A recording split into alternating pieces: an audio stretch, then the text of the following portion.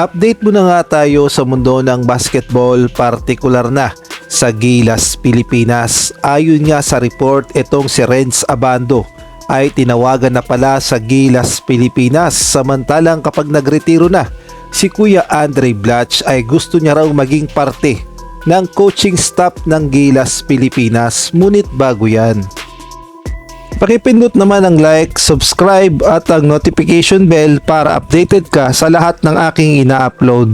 At kung gusto mong magpa-member sa aking channel ay pindutin mo lamang ang join at automatic ka na sa mga shoutout.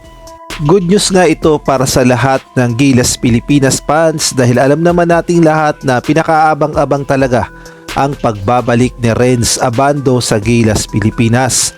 At ayon nga sa report, tinawagan na pala si Renz Abando ng Gilas Pilipinas at tinatanong ang kanyang availability sa paglalaro. Alam naman nating lahat na napakaganda ng ipinakitang performance ni Lakay sa 2023 FIBA World Cup kung saan ipinakita niya na napakalupit niya sa opensa at depensa at sa height niyang 6'2 ay kaya niyang makipagsabayan sa mga malalaking players.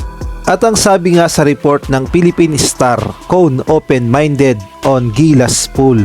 At ang sabi pa nga dito ay tinawagan ang agent ni Renz Abando na si Sir Marvin Espiritu na tinatanong nga kung available itong si Renz Abando sa Gilas Pilipinas. Ngunit hindi nga pinangalanan ng agent ni Renz Abando kung sino nga ba ang tumawag sa mga Gilas officials at tinatanong nga kung available itong si Renz. Ngunit alam naman nating lahat na mayroon ng kontrata itong si Renz Abando sa SGA dahil lalaban nga sila sa Dubai, kaya naman mas focus muna dito si Renz Abando.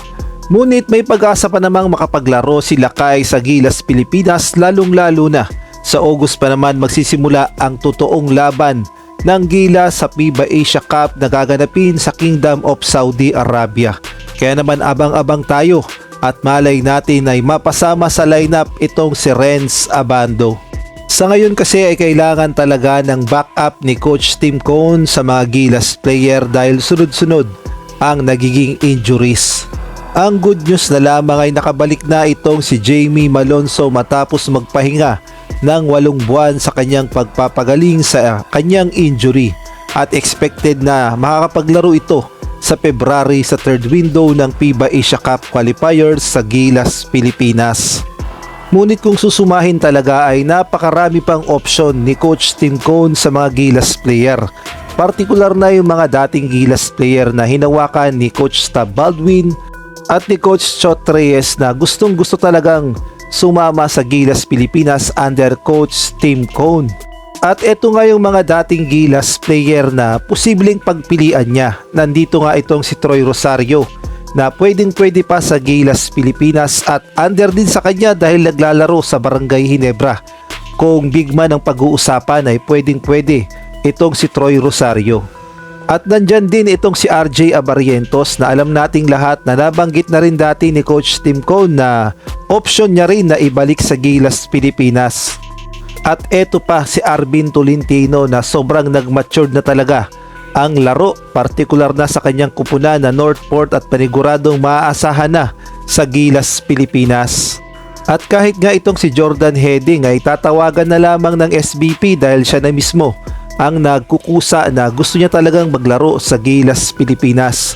Kahit nga itong si Gio Chu kung kailangan niya ng 6'10 na legit, maaasahan pa si Gio Chu at batang-bata pa at paniguradong susunod sa kanyang sistema.